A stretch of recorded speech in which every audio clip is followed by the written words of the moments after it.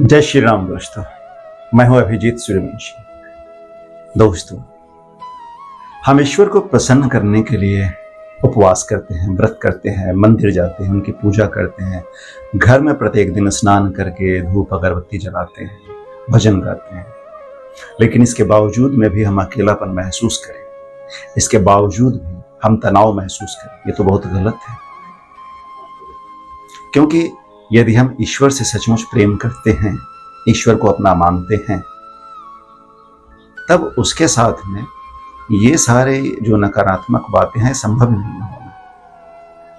तो इसका मतलब ये है कि कहीं ना कहीं कुछ गलत हो रहा है, कहीं ना कहीं कुछ ऐसा हो रहा है, चाहे जाने अनजाने में, जिसको हम जान नहीं रहे हैं।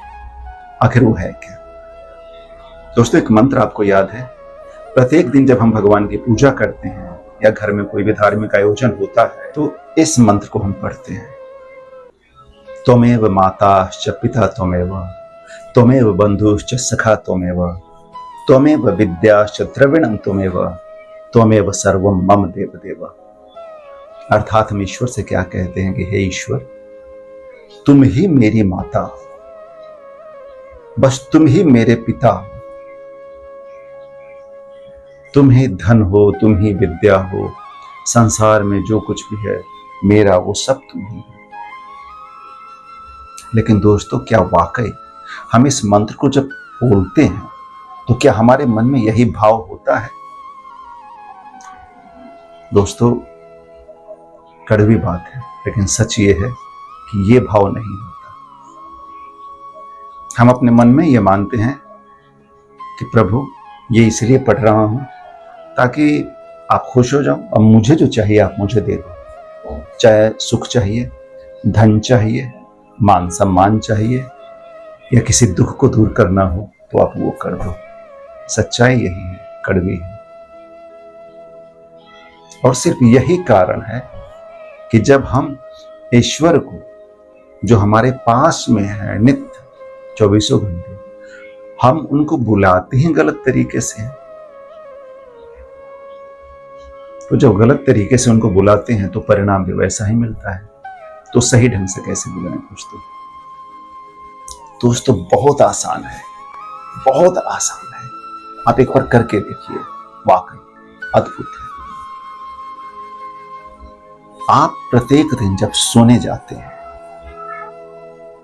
आप सोकर उठते हैं, या दिन में जिस समय भी आप खाली बैठते हैं, उस समय आप अपनी आंखें बंद करके और अंतर मन से ईश्वर को बोलिए कि हे ईश्वर, बस तुम ही मेरी माता, कोई और नहीं है मेरी मां। बस तुम ही मेरे पिता हो, कोई और नहीं है।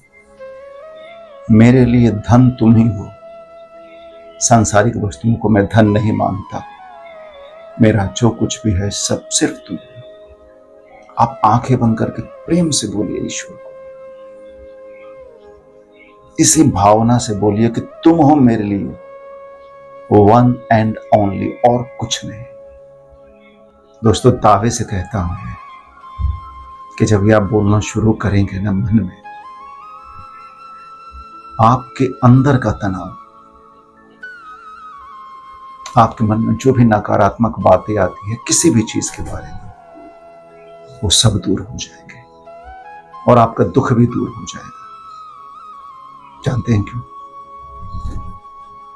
जब हम ईश्वर को कहते हैं कि तुम ही मेरी मां हो, यानी मेरी मां बस तुम हो, कोई और नहीं है, तो हमारा अधिकार होता है उनके ऊपर।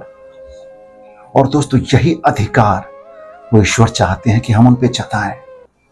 हम ईश्वर से जब कहते हैं कि तुम ही मेरे पिता हो, मेरे पिता कोई और नहीं है, तो ईश्वर हमारे इस प्रेम से गदगद हो जाते हैं। उनको मनाने का, उनसे सब कुछ पाने का केवल एक तरीका है, उनसे प्रेम।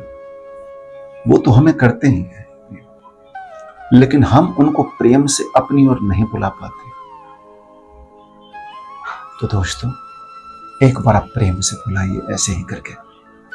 और दावे से कहता हूं, जितने भी दुख हैं, शारीरिक या मानसिक, निश्चित है आप उससे बाहर निकलेंगे, आपको रास्ता मिलेगा।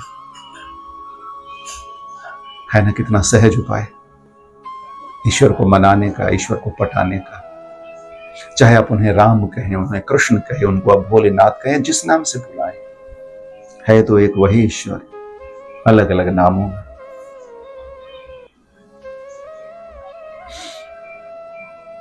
जय श्री राम दोस्तों।